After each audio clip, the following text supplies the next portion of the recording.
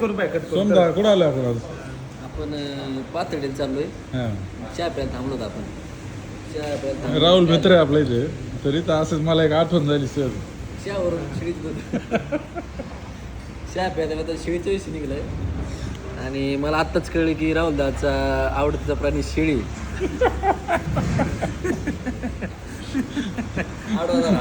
मी तुम्हाला विषय सांगतो काय झालं. काय विषय झालेला खाली बसा विषय सांगतो काय झाला. काय विषय झालेला राहुल लावू नको. काय झालं आम्ही शाळेत होतो आणि मला वाटतं कासारीला शाळेत होतो. राहुल आमच्या पुढच्या वर्गात होता. मी 7वीला असं राहुल 8वीला होता. आणि त्यावेळेस गायकवाड सर होते. तुम्हाला माहिती गायकवाड सर आठवत आहे गायकवाड सर? नाही सांगतो आता नाही आठवायचं तुला. तर गायकवाड सर काय म्हणले की चित्र काढून सर चित्र केलं होतं माझा आवडता प्राणी. राहुलने काय काढलं चित्र? राहुल सांग काय काढलं होतं? नाही एवढं नाही सांगता आता शेळीच आहे. राहुलने शेळीचं चित्र काढलं होतं. मनाने काही लागेल सांगायला. असं कसं होईल? 8वीचा तुम्हाला आता खोटं बोलतोय. नाही तर आता 8वीचा विषय कुठं आला? आपण आता किती वर्षात चालू आहे? राहुलने माझा आवडता प्राणी काढला होता शेळी.